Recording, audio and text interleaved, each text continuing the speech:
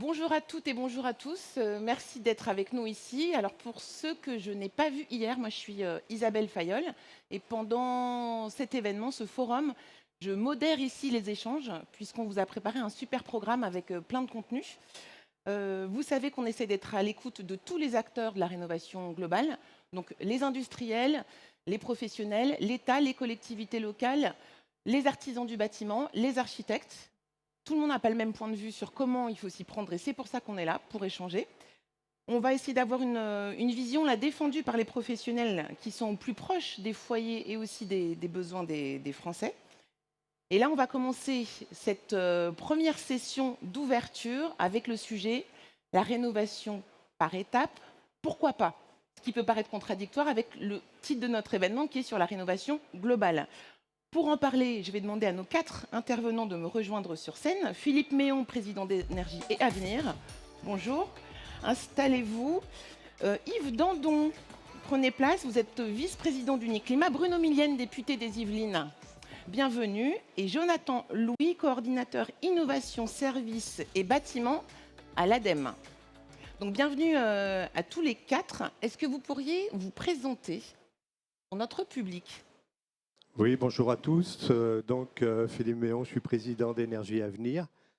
Énergie Avenir est une association qui a été créée en 1991 et qui représente l'ensemble des professionnels du chauffage à eau chaude. Donc tout ce qui concerne la boucle à eau chaude avec en amont, ça peut être une pompe à chaleur, une chaudière gaz, une chaudière fuel. Et donc il y a les énergéticiens, il y a les constructeurs de matériel, il y a les distributeurs, il y a les professionnels de l'installation et les professionnels de la maintenance. Donc l'avantage de la boucle à eau chaude, c'est que ça peut être très évolutif. C'est-à-dire qu'aujourd'hui, on peut avoir une chaudière, mettons, qui fonctionne au fioul. Demain, ça peut être une pompe à chaleur. Alors, Ça peut être un on va réseau de rentrer chaleur. dans le détail juste après. C'était pour bien situer qui vous représentez dans cet univers. Donc là, c'est important de mettre le sujet du chauffage dans le débat parce que c'est un point important. Yves Dandon, Oui, bonjour. bonjour. Uniclimat, c'est qui, c'est quoi? Alors Uniclimat, c'est un syndicat professionnel qui représente l'industrie du chauffage, de la thermique, de l'aérolique, de la ventilation, du renouvellement d'air et des frigoristes. Donc c'est l'industrie, c'est 10 milliards d'euros en France à peu près de chiffre d'affaires et c'est à peu près 25 000 personnes, 25 000 emplois directs dans cette industrie. Voilà, donc nous fabriquons les produits, les équipements, les chaudières, les pompes à chaleur, les équipements de ventilation et de rafraîchissement. Merci beaucoup, monsieur le député Bruno Millienne, député des Yvelines. Bien, bonjour à toutes et à tous. Moi, je suis effectivement député des Yvelines. Je suis vice-président de la commission développement durable à l'Assemblée nationale. Et j'ai participé à la fois aux travaux d'Industrie verte, mais aussi de la future préparation de la loi de programmation énergie-climat. Je pilotais un groupe de travail sur l'efficacité énergétique. Donc, je pense que c'est aussi Vous avez pour des ça choses à nous dire. voilà, vous m'avez invité. Jonathan Louis de l'ADEME. Oui, bonjour à tous et à toutes. Je suis Jonathan Louis, donc je suis coordinateur innovation à l'ADEME et je m'occupe beaucoup des sujets de rénovation énergétique de l'habitat privé. Alors, la première chose qu'on voudrait comprendre, c'est est-ce qu'on doit les opposer, cette rénovation globale et par étapes? Et pourquoi vous pensez que par étapes, ça peut fonctionner? Monsieur le président d'Énergie et Avenir. Oui, non, mais je pense qu'il ne faut pas opposer. Je pense qu'il faut beaucoup de pragmatisme. En France, il y a énormément de différences d'habitat, il y a énormément de différences au niveau des personnes aussi qui habitent. Et donc, je pense qu'on peut faire de la rénovation globale, mais par contre, en fonction des bâtiments, des fois, ce n'est pas possible. Des fois également, il faut un certain temps où la personne ne peut pas être dans son logement. Et donc, nous, on préconise plutôt quand on ne peut pas faire global, parce qu'il y a un reste à charge aussi qui peut être significatif et que les gens n'ont pas les moyens. Oui, il y a la question financière aussi, la question évidemment. financière. Donc c'est plutôt d'aller par étapes, de commencer par ce qui est le plus important. Je sais qu'au niveau énergie à venir, on a fait une étude qui montrait que rien que de changer le générateur, une vieille Excusez-moi, chaudière. l'étude, vous faites souvent des livrables avec des études de terrain. Oui, on fait des études de terrain, Ouais, on c'est fait ça. également des études de théorie qui montrent qu'en faisant certains gestes, on peut obtenir 40% d'économie, et donc juste en changeant peut-être le générateur. Donc c'est dans ce parcours de commencer par le plus générateur d'économie et donc d'émissions, et puis d'aller dans une deuxième étape, et puis d'aller dans une troisième. Donc ça peut être sur le parcours de travaux, un point important. C'est 18 mois, c'est ça, quand on dit rénovation globale, il ne faut pas attendre trop de temps entre les différentes étapes pour que ça ait quand même un peu du sens. Mais ça peut être une manière de commencer Voilà, la démarche. C'est une manière de commencer, Oui, que la personne ne se trouve pas en se disant je me trouve devant un mur, ça paraît trop complexe, trop onéreux, et donc de commencer par un geste le plus significatif et d'aller vers un deuxième. Oui, parce que ça peut dissuader, c'est déjà pas mal de paperasse, c'est un peu angoissant parfois de devoir quitter son domicile pour des travaux de rénovation, donc il faut essayer de leur faciliter la tâche. Alors Yves Dandon, on aurait besoin, pendant qu'on a préparé cet entretien, vous disiez qu'en fait, il y avait un peu des méconnaissances sur les nouveaux systèmes de chauffage, donc on n'est pas tous des pros du chauffage, et qu'on avait peut-être un peu des préjugés sur ces nouveaux systèmes. Est-ce que vous pouvez nous faire un peu un tuto, comme Jamie dans C'est pas sorcier, sur les systèmes de chauffage innovants qu'on ne connaît très pas assez? Alors, innovant, oui, en fait, c'est les équipements aujourd'hui que l'on fabrique. Ils ont évolué par rapport à ceux qu'on fabriquait il y a quelques années, dans la mesure où ils sont modulants. Donc, ça veut dire quoi modulant? Ça veut dire qu'ils vont adapter leur puissance en fonction du besoin de chauffage du bâtiment. Ça a pour conséquence qu'on peut tout à fait aujourd'hui installer une chaudière ou une pompe à chaleur dans un bâti donné et récupérer les gains que ce nouvel équipement moderne va apporter parce qu'il est beaucoup plus efficace que l'ancien.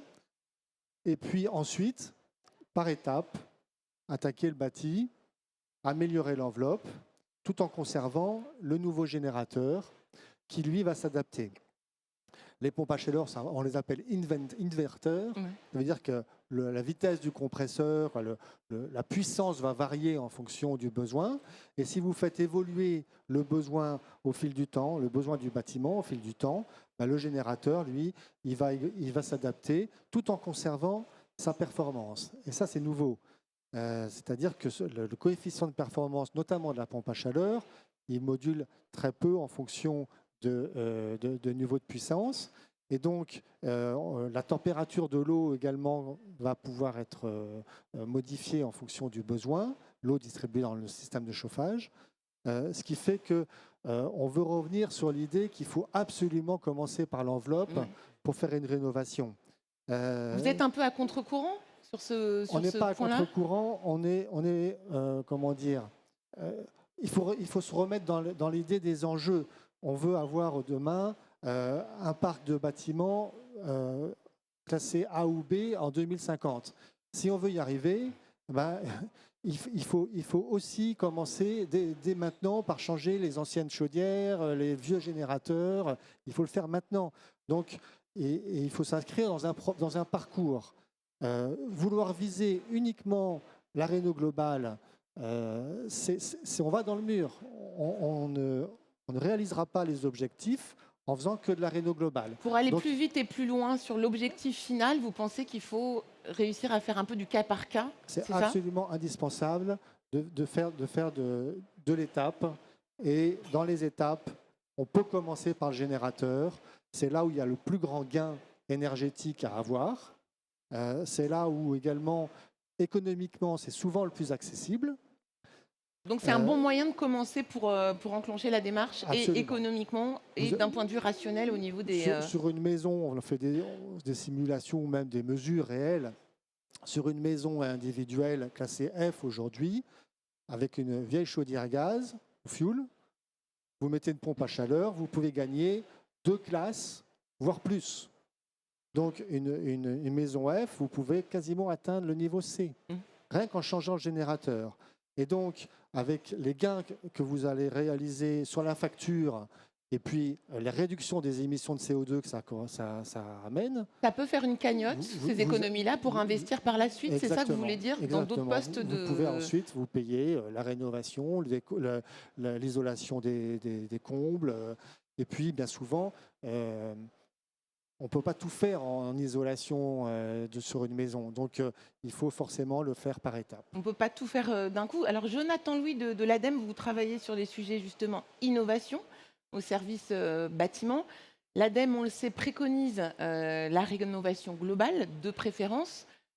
Qu'est-ce que ça vous fait quand on dit que ça peut peut-être parfois dissuader, parce que c'est compliqué à mettre en œuvre, et que le par étape, en commençant par le chauffage, ça peut fonctionner?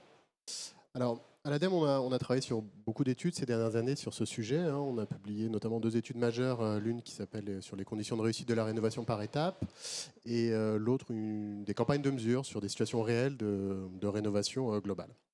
Alors, ce qui est clair, c'est que à l'horizon 2050, comme ça a déjà été dit, pour respecter les objectifs climatiques de la France, il va falloir amener l'extrême majorité du parc de logements à des niveaux de classe A ou B. Alors, ça dépend des différents scénarios, mais c'est une grande majorité. Et que pour faire ça, il faut des systèmes performants, comme des pompes à chaleur, mais il faut aussi de l'isolation, c'est incontournable. Dans les différentes études qu'on a pu mener sur la rénovation par étapes, l'idéal étant bien sûr la rénovation en une fois, c'est celle qui est la plus économique sur le long terme, quand on prend tous les éléments. Néanmoins, elle n'est pas toujours faisable, donc dans l'étude qu'on a pu mener là-dessus, c'est si on doit faire des étapes, c'est 3 étapes grand maximum et plutôt viser 2. Avec des délais pas trop longs, Avec des si délais j'ai pas bien trop compris, courts, parce entre les que, étapes, c'est ça? Il y a vraiment des gros enjeux de coordination quand vous faites intervenir un chauffagiste, vous faites intervenir un plaquiste, quelqu'un qui va s'occuper de l'isolation des combles, etc. Il y a des grands enjeux d'interface, d'interaction qui sont aussi pour préserver la qualité du bâti. Et il faut les coordonner dans l'espace. Et plus on va allonger les délais entre les étapes, plus en plus il va falloir les coordonner dans le temps, ce qui est assez complexe, ce qui est même très très complexe. Et aujourd'hui, on ne sait pas trouver, nous, si on veut chercher une rénovation par étape qui a réussi, qui est arrivée jusqu'au bout, on ne sait pas où les trouver. En fait, on ne sait pas ce qu'elle existe. Donc ça, c'est un premier point, donc l'atteinte des objectifs climat. Donc l'isolation, pour nous, elle est vraiment incontournable. Elle permet de réduire drastiquement la consommation, de sortir les gens de la précarité énergétique durablement. Elle permet aussi de se protéger sans consommer d'énergie des problématiques de plus en plus prégnantes de confort d'été. L'isolation est un atout pour le confort d'été, je le rappelle, et c'est très important. Qu'on prend beaucoup plus en compte maintenant qu'il y a quelques années. Oui, et quand on se projette sur des parcs à l'horizon 2050, il faut prendre ça en tête que ce ne sera pas que des consommations de chauffage. Il va falloir aussi ajouter des consommations de climatisation. Donc il va falloir réduire ces consommations. Donc rénovation en une fois, bien sûr, c'est l'idéal, mais ce n'est pas toujours possible. En étapes, limiter le nombre d'étapes à la fois dans la durée et le nombre, 2 à 3 maximum. Et puis le dernier point qui est assez important, c'est la question de la priorisation. Ce que disait monsieur, d'abord la PAC ou après l'isolation. Comment est-ce qu'on fait quand on est un particulier pour s'y retrouver? Parce que déjà que les professionnels ne sont pas toujours d'accord entre eux. Alors, ce par quoi il faut commencer Dans ce parcours, il y a la mise en place du réseau France Rénov, qui est là pour ça, qui est là pour accompagner les ménages, qui accompagner les particuliers. Il s'est bien étoffé ces dernières années. On a 2000 ou 2500 conseillers à date qui sont prêts à accompagner les ménages. Donc, et demain, il y aura mon accompagnateur Rénov dans ce sens-là. Donc tout ça, ça va dans le sens d'un accompagnement indépendant du ménage. Sur la question de la priorisation des étapes, est-ce qu'on commence par la PAC? Est-ce qu'on commence par l'isolation? J'ai envie de dire, il y a plusieurs cas. Il y a le cas où ma chaudière fuel est tombée en panne, je suis vraiment dans la difficulté, on va essayer d'en profiter pour décarboner. Et en effet, les pompes à chaleur sont des systèmes qui sont efficaces et qui ont montré ces dernières années, avec les technologies, l'amélioration des technologies, que dans un grand nombre de cas, alors peut-être pas dans la maison en Haute-Savoie quand il fait à 2000 mètres d'altitude, mais bon, quoique, ça va être intéressant. En revanche, ne pas oublier que la pompe à chaleur, si vous l'installez avant l'isolation, vous allez la dimensionner. Aujourd'hui, c'est ce qui se passe. Elle va être dimensionnée pour une maison non isolée.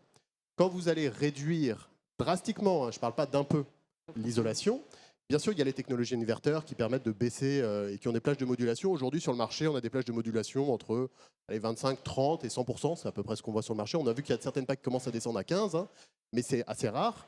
Quand vous allez vouloir atteindre des classes A ou B du DPE avec des isolations drastiques, en fait, les niveaux de modulation qu'il vous faut, c'est plutôt 10%. C'est plutôt 5%. Et parce qu'on isole très drastiquement. Aujourd'hui, il y a des enjeux. C'est-à-dire que si on veut installer d'abord les systèmes avant l'isolation, il faut quand même prendre un certain nombre de précautions. Ça peut être en collectif des systèmes hybrides, hein. On peut peut-être garder la chaudière gaz en appoint un certain temps, et ça peut être en maison individuelle système hybride, ça peut être des ballons tampons. En tout cas, il faut prendre un certain nombre de précautions avant pour être pour que ça sûr fonctionne. que... parce que la pompe à chaleur, elle va bien fonctionner au début. Elle va faire les économies d'énergie générées, il n'y a pas de problème là-dessus. Par contre, dans un deuxième temps, quand on va isoler très fort, qu'est-ce qui va se passer? On va tellement réduire les besoins que la pompe à chaleur, elle va rentrer dans des domaines de performance, dans des plages de performance qui sont vraiment très basses. Là, il y a un enjeu aussi pour les industriels de proposer des produits qui vont très bas en plage de modulation et pour permettre aussi d'éviter tous les problèmes de cycle court, tous les problèmes de durée de vie, etc. Donc nous, on reste assez convaincus qu'il y a vraiment un enjeu de prioriser l'isolation à la pompe à chaleur. On a des études en cours, on a 2 grandes études en cours dont on va avoir des résultats bientôt et on espère, on vous les diffusera à tous. Une étude qui est plutôt en laboratoire, on va tester des pompes à chaleur sur des bornes un peu extrêmes, très froid, peu de puissance, logement très isolé, etc., pour voir comment elles se comportent. Savoie, PACA, canicule. Voilà, exactement, on va tester un peu tout ça pour ouais. voir. Et puis une deuxième étude assez importante qui est sur de la campagne de mesure en situation réelle. On a pris des opérations qui étaient financées dans le cadre des C2E et de MaPrimeRénov', et on est allé instrumenter tout. On a bardé de capteurs toutes ces pompes à chaleur. Pour mesurer avant, pendant, après et voir ce qui se passe, c'est ça? Totalement, vraiment la consommation et la performance. Donc là, on attend d'avoir des résultats. Mais c'est vrai que souvent, quand on fait des campagnes de mesure, il y a un décalage certain entre les coefficients de performance. Des fois, c'est plutôt des bonnes surprises. Des fois, c'est moins le cas. Donc c'est à nuancer au niveau de l'efficacité. Non, la pompe à chaleur reste un système très efficace. Ne me faites pas dire des choses que j'ai pas dit. Non, j'ai pas dit ça. Mais je voudrais insister sur le fait que toujours bien penser sur les conditions réelles, sur les pompes à chaleur en fonctionnement, et ça dépend de plein de choses. Ça dépend de la mise au point, de l'installation, du dimensionnement, et tout ça sont des paramètres essentiels à prendre en compte. Et je pense pas qu'on sera contradictoire avec mes collègues. Alors merci pour cet éclairage. Là, c'est le propos de l'ADEME. Bruno Millienne, vous, en tant que député des Yvelines, pourquoi est-ce que vous défendez la rénovation par étapes et qu'est-ce que vous observez sur le terrain? Alors, je ne sais pas exactement si je défends la rénovation par étapes. Je dis que simplement, la rénovation globale en un seul geste, il y a un moment, il faut se rendre à l'évidence et à la réalité. C'est difficilement faisable pour un certain nombre de personnes. D'abord, parce que si vous voulez la faire, il faut quitter votre logement pendant un certain nombre de semaines et tout le monde n'a pas un logement de substitution pour pouvoir se loger. Ça, c'est la première chose. Et la deuxième chose, le reste à charge, malgré tout, je suis désolé d'en venir aux questions financières. Ah, mais on est obligé d'en parler. Mais le reste à charge, malgré tout, pour beaucoup de ménages, surtout quand ils sont en FG, je parle des maisons individuelles pour le coup, pour beaucoup de ménages, le reste à charge, même s'il est que de 4 000 € ou de 5 000 €, parfois ça peut être beaucoup plus, eh bien les gens ne vont pas le mettre si ce n'est pas pris en charge à un moment ou à un autre par un organisme d'État, parce qu'ils ne sortiront pas cet argent, ils le garderont pour mettre à manger dans leur frigo ou pour emmener leurs enfants une fois par an en week-end à la mer. Ça, c'est la réalité de ce qui se passe sur le terrain. D'ailleurs, notre table de ronde d'après, c'est sur le pouvoir d'achat. Donc, on va parler que de ça. Vous ne voulez pas que je reste? Non, je plaisante. Donc, nous, on a écouté l'ensemble des acteurs quand on a fait les groupes de travail avec la ministre Agnès Pannier-Runacher.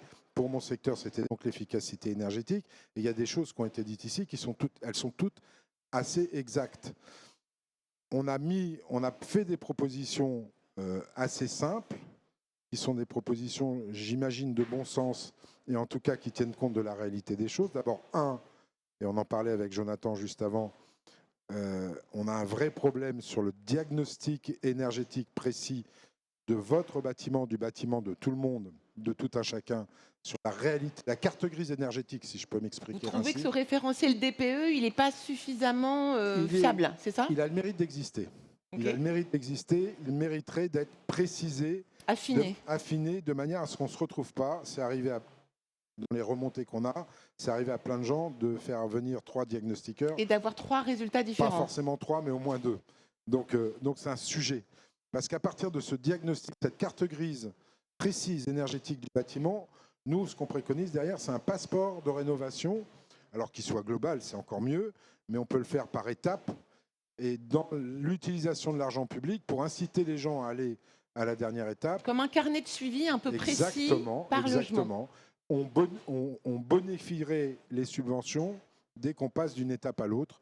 Vous auriez un bonus de subvention sur l'étape suivante.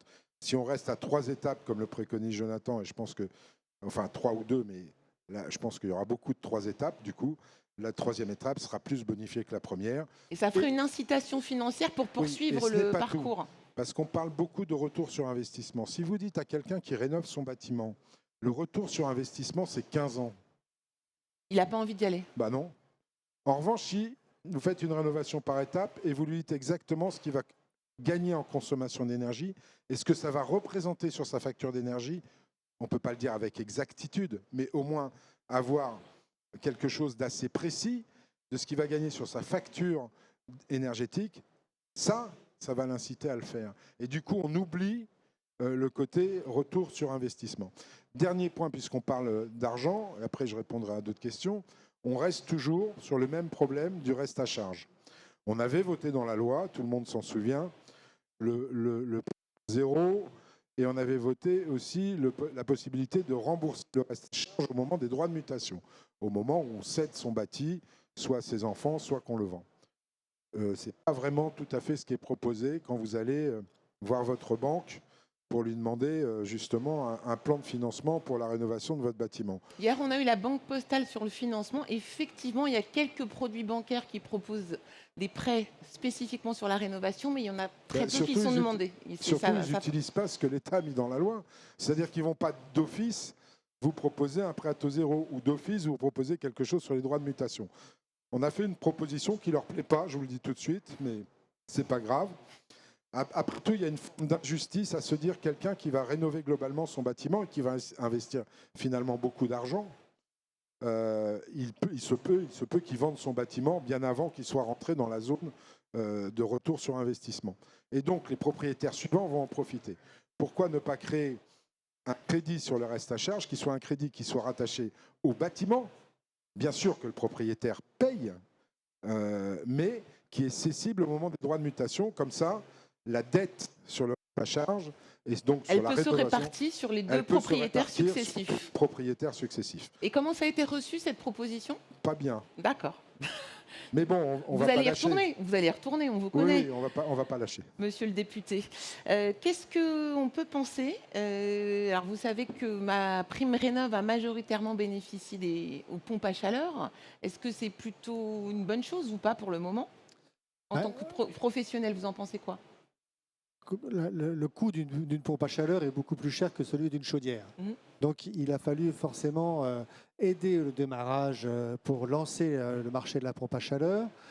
Aujourd'hui, les industriels font tout ce qu'ils font, tout ce qu'ils peuvent, mais le différentiel entre une pompe à chaleur et une chaudière reste très important. Donc il faut continuer à soutenir le déploiement des pompes à chaleur. On le voit aujourd'hui. On a réduit financièrement ma prime rénov, on a abandonné un bonus et on voit le marché de la rénovation en berne. Donc le marché de la pompe à chaleur aujourd'hui, il est négatif en France. Et vous pensez que ça peut remonter, ça ? Oui, on aimerait bien. On espère en tout cas, parce que si on veut réaliser nos objectifs de décarbonation, il faut que ça remonte. Donc il faut continuer à aider et on ne peut pas aider uniquement, je reviens sur l'idée de la rénovation globale.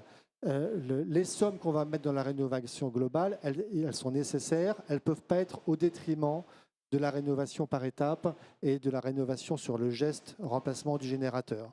Si on n'aide pas la pompe à chaleur aujourd'hui, on va continuer à avoir un marché négatif. Vous mettez-vous à la place de n'importe qui, vous avez le choix entre une chaudière, remplacer votre chaudière à 5 000 € et remplacer par une autre chaudière et installer une pompe à chaleur à 15 000. C'est un choix rationnel, financier. On revient sur le retour sur investissement. En général, les gens, en moyenne, vous restez 7 ans dans un logement. Donc si vous avez un retour sur investissement de 8, 9, 10 ans, vous ne faites pas le geste. En général, on a mis en évidence que la notion de retour sur investissement, elle était incitative à partir du moment où le retour sur investissement il est inférieur à 5 ans. Donc il faut pouvoir se projeter dans un temps court. Bruno Millienne, sur cette projection sur un temps court. Oui, moi je comprends le sujet sur les pompes à chaleur. Attention, à l'avenir, les pompes à chaleur vont forcément, et vous le savez bien, consommer un tout petit peu plus parce que ça ne fera pas que du chauffage. Ça fera de la clim et la clim, on va en avoir besoin de plus en plus. Donc il y a effectivement, moi je fais confiance à la technique. Hein. Plus on va avancer, plus les pompes à chaleur seront performantes, ça c'est obligatoire. Maintenant, moi je reste sur mon histoire de passe énergétique. Peu importe comment se feront les étapes, peu importe si c'est la pompe à chaleur qui passe avant. Ce que disait Jonathan est important, c'est que l'isolation, il faut la faire.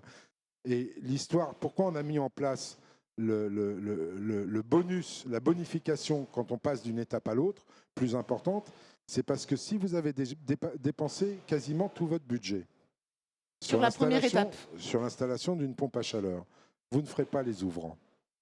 Vous ne ferez peut-être même pas les combles. Vous pourrez faire les combles peut-être parce que ça coûte un peu moins cher, mais vous ferez peut-être les combles, mais vous ne ferez peut-être pas l'isolation de vos murs. Or, on a besoin de tout. Au final, on a besoin de tout. Donc l'idée, c'est quand même, et je vous ai entendu parler de retour sur investissement, moi je voudrais qu'on en parle moins, parce que ça, c'est quand même un frein, vous l'avez dit aussi. Quand les gens se disent un retour sur investissement à 8 ans, 9 ans, 10 ans, et pour des rénaux globales, peut-être 15 ans, etc. Avant, il faut remplir le frigo, peut-être. Avant, il faut remplir le frigo. Mais c'est basique, hein, franchement, c'est tout à fait basique. Donc, bonification des travaux, et surtout, à chaque fois, étape de la rénovation, dire aux gens ce qu'ils vont économiser sur leur facture. Parce que ça permet aussi... C'est ça qui leur donne envie de se lancer. Oui, et ça permet aussi aux gens de dimensionner leurs prêts en fonction d'économies estimées pour pouvoir se dire « Ah ben, je peux aller à tel taux de remboursement parce que ça ne va pas trop gréver mon budget, etc. » Mais c'est tout un ensemble. Et puis, il faut qu'on soit précis sur les diagnostics, ça on en a parlé. Il faut qu'on soit précis sur les contrôles. Je suis désolé, je peut-être... Alors les contrôles, on en a un peu parlé hier, c'est pas évident parce que certains seraient pour un contrôle a posteriori des travaux, d'autres seraient pour un contrôle en cours de route, puisqu'il y a des étapes qui font que... Qu'est-ce que vous préconisez, vous, sur les contrôles ? En fait, il y en a deux. Si vous faites une réno globale, le contrôle, il doit être global et il doit concerner tous les gestes qui ont été faits dans la maison, de l'isolation aux ouvrants, en passant par les pompes à chaleur, enfin le changement d'énergie, etc. Et il doit être précis. Si vous le faites par étapes, vous aurez forcément 2 étapes de contrôle. Première, si vous faites une pompe à chaleur, c'est normal qu'on contrôle la façon dont la pompe à chaleur a été posée, son rendement, si on est bien dans les clous, si c'est bien ce qui avait été préconisé, etc. Mais après, effectivement, vous allez faire vos combles, après vous allez faire peut-être vos murs, après vous allez faire vos ouvrants. Eh bien, comme l'a dit Jonathan, ça change quand même un petit peu le rendement énergétique du bâti. Donc il faut recontrôler tout ça, ou au moins régler. Ce qui se fait par exemple dans le tertiaire ou chez les industriels avec les contrats de performance énergétique, une fois que vous avez... D'abord, il y a un contrat de performance énergétique, donc les professionnels sont obligés de respecter le résultat préconisé, sinon ils sont pénalisés. Oui, c'est pas le même raisonnement là, c'est presque un engagement en amont d'un résultat. Absolument. Mais ce qui n'est pas le cas systématiquement. Oui, mais c'est sur des gros bâtiments, donc on peut le comprendre, parce que là, les travaux engagés sont énormes. Oui. Ce que peu d'entreprises font, malheureusement, c'est que derrière la rénovation de leur bâtiment, il y a normalement une maintenance qui est mise en place. On appelle ça le commissioning, je crois, un truc comme ça. Bon, c'est un terme barbare, donc c'est pour ça que je vous dis contrôle, maintenance. Et peu d'entreprises le prennent, alors que ça ne coûte pas cher tous les ans. Or, votre bâtiment, en fonction du nombre de personnes qu'il y a dedans, en fonction des bureaux que vous pouvez rajouter, en fonction de l'environnement extérieur, qui peut avoir changé aussi, n'aura pas la même performance énergétique à un temps T ou à un temps T plus 1 ou 2 ans. Donc il faut absolument vérifier. C'est comme si vous régliez les injecteurs d'une voiture. Donc ça, il faut le prendre absolument pour que le bâtiment soit toujours au maximum de son efficacité énergétique.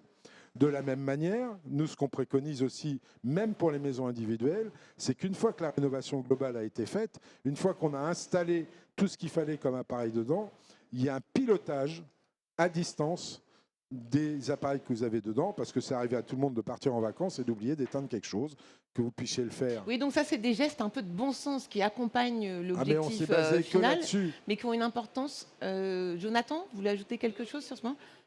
Et pour terminer, on travaille trop en silo, on en a parlé.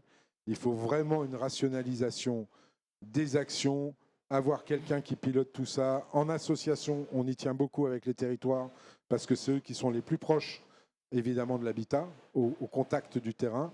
Et rationaliser tout ça, parce que il y a trop de contrôleurs différents, il y a trop d'acteurs différents qui Et on ne s'y retrouve pas forcément là-dedans. et qui ne connectent pas forcément leurs données. Donc ça devient compliqué. Philippe Méon. Oui, non, on parle, c'est vrai, beaucoup pompe à chaleur, et c'est vrai que même, malheureusement, au niveau énergie à venir, on est toute énergie. Alors, énergie avec un S, et nous, on parle plutôt d'un mixte énergétique. Je pense que dans des endroits où il n'est pas possible de mettre de pompe à chaleur, parce que les bâtiments, on ne peut pas, ou en bout de ligne, enfin, il y a différentes contraintes. On peut, par exemple, la chaudière à très haute performance énergétique apporte également un gain substantiel. Donc nous, on est plutôt pour un mix énergétique, pour un mix technologique aussi. Pas forcément imposer une technologie.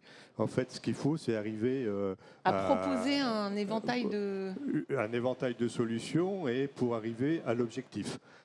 C'est vrai que l'objectif est ambitieux, et c'est vrai que quand on se fixe des objectifs ambitieux, il faut aussi des fois se donner les moyens, donc se donner les moyens au niveau de l'État, au niveau des collectivités, pour arriver à atteindre cet objectif. Mais nous, au niveau énergie à venir, vraiment, c'est mixte énergétique, mix technologique. Donc vous n'avez pas un dogme particulier sur tel ou tel système, en fait. Pas du tout. Justement, on pense qu'il faut être pragmatique. Les régions, on voit les régions de France sont très différentes. Hein. On n'a pas que les fromages en France avec des quantités très importantes. En Bretagne, en Corse ou en Charente. J'habite la Bretagne, au fin fond de la Bretagne d'ailleurs. Donc on voit qu'on n'a pas du tout les mêmes problématiques qu'on peut avoir en région parisienne, en Île-de-France ou dans le sud de la France. Ne serait-ce que peut-être qu'en Bretagne, on a un peu moins besoin de climatisation. Et encore que cette année, c'est pas tout à fait On est un peu vrai. dérouté avec ces histoires de changement de température. Jonathan Louis, de l'ADEME. Juste un petit mot sur la question du temps de retour sur investissement. Côté ADEME, nous, on est très prudents sur ce sujet du temps de retour sur investissement, notamment auprès des ménages. Vous ne savez pas dire en amont à un ménage ce que ça va... Non, mais d'une part, la question qui pose, c'est comment on le calcule. Oui, c'est ça. Est-ce que vous prenez en compte, vous avez changé votre chaudière gaz il y a 4 ans, vous mettez une pompe à chaleur, comment vous prenez en compte la chaudière gaz que vous avez changée déjà il y a 4 ans? Quand vous faites une isolation, comment vous prenez en compte le bardage, le fait qu'il y a un ravalement? Donc on est assez prudent, et pas mal d'études sociologiques qu'on a pu mener montrent que de toute façon le ménage, c'est pas tellement ça ce qui l'intéresse, qui ne fait pas de calcul de temps de retour. C'est la facture. Ce qui intéresse, c'est la facture. Ouais. Le confort, l'esthétique et son projet. Donc c'est voilà. Et il faut aussi se méfier sur ce sujet du temps de retour, parce que si on va jusqu'au bout là-dessus, en fait, il faut faire que de l'autoconsommation photovoltaïque. Aujourd'hui, c'est ce qui est un des trucs qui a un temps de retour assez conséquent. Donc faut pas opposer les sujets là-dessus, et c'est un des risques qu'on peut avoir en disant la pompe à chaleur, son temps de retour est meilleur que l'isolation, donc je fais la pompe à chaleur. Donc on est assez vigilant là-dessus. Et le deuxième point sur lequel je voulais insister, c'est la question de la performance réelle. J'en ai déjà parlé, on fait des campagnes de mesure sur ce sujet. Pour nous, ce qui compte, c'est la performance au compteur. Et à ce titre, j'ai pas pu le présenter hier, j'en suis désolé parce que j'ai eu un problème de train, mais on a un appel à projet qui s'appelle Oreno, qui est encore ouvert, si ça vous intéresse. On en a parlé hier. Qui est dans le cadre de France 2030, et dont l'objectif, c'est de faire émerger les champions de demain, des opérateurs ensembliers qui sont en capacité de prendre un projet pour un particulier, pour une copropriété, qui va aller de A à Z, qui va faire la conception, qui va faire la réalisation des travaux en propre ou en sous-traitance, enfin peu importe, mais qui va en prendre la responsabilité, qui va apporter l'ingénierie financière, voire le prêt bancaire avec des partenaires, etc. Et surtout, qui va s'engager sur une performance réelle au compteur. Et on pense que ces opérateurs ensembliers, c'est un peu la clé de demain pour faire émerger des vraies offres qui permettent aux ménages de se rassurer, comme vous disiez tout à l'heure, de savoir je sais que je vais économiser à peu près tant, et c'est contractuel. Et je peux me lancer. Alors moi, je voudrais qu'on aborde un sujet qui, moi, me semble quand même important. C'est qu'on aurait pu penser que c'est aussi une opportunité de dynamisme économique et de réindustrialiser certains territoires. Or, par exemple, sur les pompes à chaleur, il y en a beaucoup qui sont quand même made in China. Est-ce qu'il n'y a pas une opportunité business aussi pour les acteurs économiques du secteur pour pouvoir rebooster des PME, pour pouvoir faire de l'emploi et créer un appel d'air économique? Absolument. Alors, je pense qu'il faut aussi rétablir une vérité. C'est les pompes à chaleur aujourd'hui, elles sont en grande majorité européennes. Donc c'est quand même un point très, très important, c'est que le matériel qui est fourni aujourd'hui, il est fabriqué en grande majorité en Europe. C'est un peu moins 20 sur le pack RR, mais sur les packs RO, c'est totalement juste. L'État aujourd'hui est très engagé, l'État français est très engagé pour réindustrialiser le pays. Il y a des propositions qui sont faites très intéressantes pour investir en France sur des secteurs stratégiques, dont la pompe à chaleur. Et effectivement, ça doit inciter les entreprises à investir dans ce sens-là. Je voudrais juste revenir sur un petit point sur les technologies par rapport au mix technologique. Il y a un point qui me semble très intéressant, c'est qu'aujourd'hui, on peut installer une pompe à chaleur sur une installation où il y a déjà une chaudière. Et en faisant ça, on vient décarboner énormément et on conserve la chaudière pour les temps les plus froids, pour les températures les plus hautes. Et c'est une solution très intéressante. Parce qu'en plus, on met une petite pompe à chaleur qui coûte moins cher qu'une grosse. Donc en termes d'investissement, c'est moindre et ça fonctionne. Exactement. Par contre, ça réduit aussi la pointe électrique, ça contribue effectivement à l'équilibre des réseaux énergétiques. Par contre, si vous faites ça, vous n'avez plus d'aide. Donc il y a une espèce d'incohérence. Si vous gardez la chaudière en place, vous n'avez plus l'aide. Ah, donc vous trouvez que le dispositif financier des aides publiques n'est pas adapté sur ce type de mix énergétique, c'est ça ? C'est une solution qui n'est pas éligible aux aides, alors qu'elle décarbone à 70% l'installation. Et que ça marche bien. Très bien. Et que beaucoup de pays de voisins en Europe le font. Bruno Millienne sur ce sujet. Non, mais c'est bien la raison aussi pour laquelle on a travaillé sur cette efficacité énergétique des bâtiments. Qu'on mettra dans la loi de programmation énergie-climat qui devrait arriver début 2024, parce qu'au retour des expériences qui ont été menées et au retour des expériences qu'a mené l'ADEME, d'ailleurs, pas que, mais aussi les fournisseurs, les utilisateurs, il faut qu'on soit absolument pragmatique et réaliste sur les gestes qu'on doit faire pour rénover sa maison.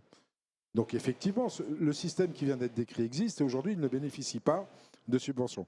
C'est pour ça que je vous disais, dans le passeport de rénovation énergétique qu'on préconise, cette espèce de bonification quand on passe d'un geste à l'autre doit tenir compte de l'exactitude du diagnostic initial qui va amener... C'est pour ça que le passeport ne sera pas le même pour chaque bâtiment. Oui. Parce que chaque passeport correspondra uniquement à un bâtiment et des gestes si c'est un pavillon, une copro... à l'optimum de l'efficacité énergétique qu'on doit faire. Donc ça peut être un mix et on ne le fait plus sur le geste ou sur la pompe à chaleur ou sur je ne sais quelle rénovation, on le fait sur le geste, l'étape qui est faite et donc les équipements qu'on met bénéficient d'une subvention et à chaque fois que vous montez, vous avez un bonus supplémentaire pour aller au bout de votre truc. Il faut qu'on arrête de rester, c'est ce que je dis, en silo. Parce que c'est normal que les industriels défendent leurs produits, c'est leur boulot.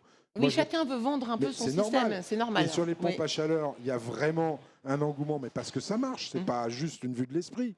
Mais il y a certains bâtiments, moi je ne vais pas vous parler de moi, mais moi chez moi... Si, parlez-nous de vous. Vous habitez où? J'habite à la campagne, j'ai un vieux bâtiment qui est un vieux corps de ferme. Vous ne me mettrez jamais de pompe à chaleur chez moi, parce que si je dois marcher à la pompe à chaleur, c'est pas une qu'il me faut, c'est 5. Moi, j'ai des murs qui font 1,50 m de large. Enfin, vous voyez, chaque bâti... Donc vous êtes au frais quand c'est la canicule? Absolument. Ça, c'est bien.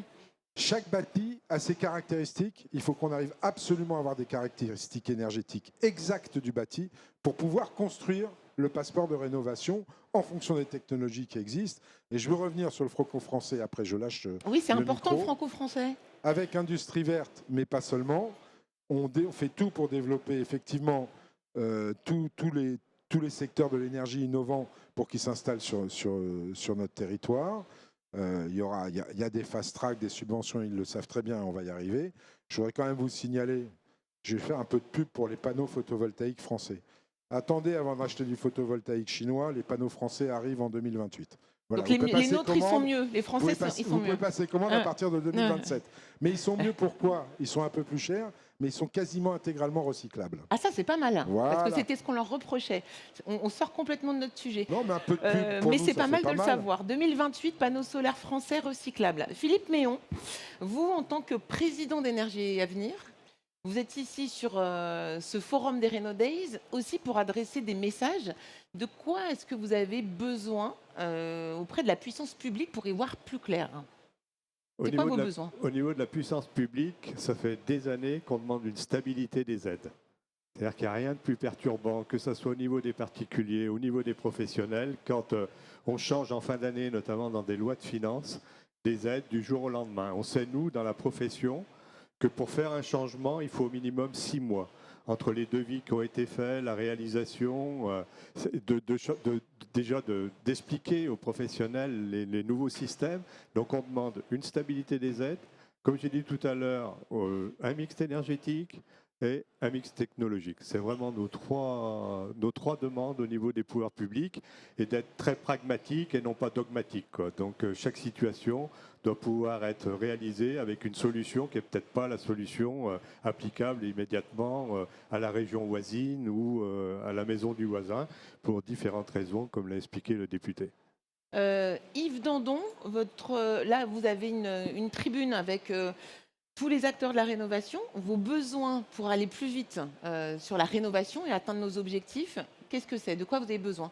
Juste pour compléter, effectivement, ce pragmatisme, il doit s'appliquer avec des solutions simples.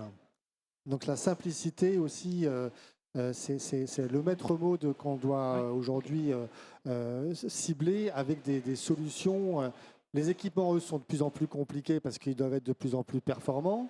Par contre, la mise en œuvre et les choix, les soutiens, ils doivent être simples. Donc plus de simplification. Jonathan Louis. Alors sur ces sujets, je pense qu'on a à la fois des enjeux d'innovation. On a besoin de systèmes à la fois pour l'isolation et la pompe à chaleur adaptés à des rénovations par étapes, adaptés voilà. Donc on a eu des appels à projets, on a eu des super industriels français qui ont proposé des solutions. Il faut continuer là-dedans. Ils sont bons les Français là-dessus? Ah bah oui, on a des super bons sur la pompe à chaleur, bien sûr. Oui. Et puis après. Donc on a besoin de ça, on a besoin de plus d'aide sur la rénovation globale, et je pense que c'est en ce sens, ça va de plus en plus vers là. Et puis n'oublions pas qu'on va avoir besoin de bras. Et ça, il ne faut pas l'oublier. Oui, il y a un sujet énorme recrutement, sujet formation, des ressources on en a humaines. beaucoup parlé hier. Au-delà de la formation, il va falloir des gens. On a besoin d'énormément de professionnels sur ce secteur. On a besoin de rendre attractifs les métiers du bâtiment, qui sont très divers. Il y a des métiers manuels, intellectuels, il y a de tout. Excusez-moi, ne spoilez pas les tables rondes sur le... Non, mais je pense qu'on le dit pas c'est vrai assez, que c'est un mais vrai sujet. c'est l'une des priorités. Et puis on a besoin de, probablement, d'accompagner aussi les ménages sur la phase chantier. On le dit souvent, nous, à l'ADEME, aujourd'hui. À partir du moment où le chantier ouvre pour le particulier jusqu'à la fin de son chantier, il est un peu dans un trou de l'accompagnement. Alors, sauf pour les copropriétés où là, la maîtrise d'œuvre peut être financée. Il ne faut pas les laisser tomber, il faut qu'il y ait quelqu'un qui... Les chantiers sont un peu seuls, donc il faudrait pouvoir financer un peu plus la matière grise, notamment en rénovation du particulier. C'est un forum, je vois qu'il y a une question. Bonjour monsieur. Bonjour, Bernard Philippe, je suis délégué général de la FCE. Et je rebondis sur ce que dit monsieur Louis, j'avais ça en tête, c'est au niveau de la main-d'œuvre. Il faut franchir les étapes, il faut de la main-d'œuvre. L'éducation nationale en matière d'installateurs de pompes à chaleur, de froid et climatisation, aujourd'hui, est à la ramasse. On ne sort pas d'élèves suffisamment formés. Donc sur le terrain, on trouve des installateurs qui ne sont pas compétents. Je suis à côté de ça, comme activité, expert de justice. Avec mes collègues, les dossiers de pompes à chaleur n'arrêtent pas de grimper. Le problème n'est pas l'équipement. L'équipement, il n'y a rien à dire. On en a parlé tout à l'heure, ça se développe, ça continue à se développer. Bien. Le problème, c'est l'installation. C'est l'installation même de l'équipement ou l'installation du réseau d'eau chaude derrière. Les dossiers s'accumulent. Donc, quitte à faire un mauvais choix de la part du détenteur, mais aussi derrière, ça va freiner cet engouement vers la pompe à chaleur. Donc, il y a un message pour moi, c'est l'éducation nationale. Monsieur Millienne, si vous pouvez les secouer, parce que j'essaye de mon côté, on essaye depuis des années. Cette filière thermique, elle est en détresse. Donc vous ne vous sentez pas entendu par l'éducation nationale sur ce point-là? Non, puis même si vous êtes dans les établissements, ils ne sont pas équipés pour les équipements qui arrivent. Bruno donc, ce qui se passe, c'est que les industriels vont s'équiper eux-mêmes, former eux-mêmes, donc c'est pas logique. Voilà. Et vraiment là-dessus, si on peut secouer, comment l'appelait M. Alleg, le mammouth, je serais très intéressé.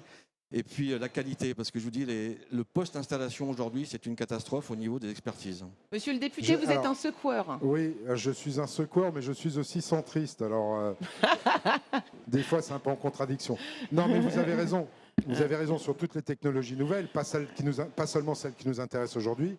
On a un manque criant de personnel qualifié et de gamins formés. C'est pour ça qu'on entame la réforme du lycée professionnel pour faire rentrer plus les entreprises dans les lycées professionnels qu'elles le sont aujourd'hui, et surtout pour diriger les enseignements vers les secteurs qui, demain, amènent de l'emploi. Et Dieu sait si le secteur de la rénovation va amener de l'emploi, mais pas que celui-là. Et en même temps, j'aime pas trop ce terme, mais je vais quand même le dire, et en même temps, les industriels ont besoin qu'on aille très très vite sur la formation des jeunes pour leur qualification. Vous le savez, l'éducation nationale, ça n'a jamais été une Formule 1. Je suis désolé de le dire, mais c'est comme ça parce que c'est lourd à porter, c'est lourd à manier, c'est lourd à déplacer. Beaucoup d'industriels font le choix de monter leur propre campus de formation et de passer des conventions avec l'éducation nationale pour que les gamins qui sont dans les filières qui concernent cet industriel puissent faire leur formation directement sur le campus. Moi, j'ai sur ma circonscription, pour les métiers de la mobilité de demain, avec Renault à Flins, qui a complètement transformé son usine et qui a monté un campus des mobilités de demain. Ils ont passé une convention avec le rectorat et du coup, les gamins qui veulent se lancer là-dedans vont là-bas et l'enseignement qui est fait est juste magnifique et correspond exactement à ce dont l'industriel a besoin. Donc ça débouche automatiquement, quasiment automatiquement sur de l'emploi. Mais là, il faut qu'on aille plus vite parce que les Non, mais objectifs, ils sont à court terme, c'est mais on pour n'a ça- pas les bras pour le faire. C'est pour ça, Isabelle, je dis il faut les deux. Il faut réformer notre lycée professionnel. On en est au début, ça va prendre un peu de temps. Les industriels n'ont pas le temps, donc ceux qui le peuvent. Moi, j'ai conseillé à d'autres sociétés. Je pense à la société Arverne qui fait de la géothermie. Il n'a pas de foreur. J'ai conseillé de monter un campus. Si vous prenez, je crois que c'est Vercors, les batteries à Dunkerque, il n'avait pas de personnel qualifié pour le recyclage des batteries. Il a monté son campus. À chaque fois, ils ont passé des conventions avec l'État, avec l'Éducation nationale, pour accélérer la formation, le temps. Parce que vous avez été voir les lycées professionnels, ils ne sont pas tous catastrophiques, hein, mais il y a des équipements, vous le disiez, qui sont Les quand même équipements peuvent être un peu un vintage, peu vintage, parfois, voilà. pour être J'allais dire courtoise. vétuste, moi. C'est ça. un peu vintage. Ouais. Ça demande beaucoup d'investissement et ça ne se fera pas en 3 mois. Donc si on peut avoir une synergie entre les industriels et l'éducation nationale pour avancer plus vite, pour que chacun puisse avoir d'un côté un boulot assuré pour les jeunes intéressant, puisqu'on n'arrête pas de le répéter, l'industrie c'est plus germinal, hein. L'industrie c'est propre, l'industrie c'est des carrières évolutives intéressantes, l'industrie c'est des bons salaires, l'industrie ça peut amener des gens à progresser très rapidement. Et en plus, c'est des métiers dans les territoires, pour certains non C'est des délocalisables. métiers On dans les insiste quand même sur ce territoires point. non délocalisables et qui vous permettent un avenir et puis qui a du sens aujourd'hui. On n'en est plus aux mines de charbon, c'est fini, hein, ça a du sens. Alors monsieur, vous voyez, vous pourrez compter sur le député Bruno Millienne pour aller les secouer et en même temps rester courtois. C'est la fin de cette table ronde. Merci à tous les 4, Yves Dandon, Bruno Millienne, Jonathan Louis et Philippe Méon. Et je vous retrouve juste après pour la prochaine séquence.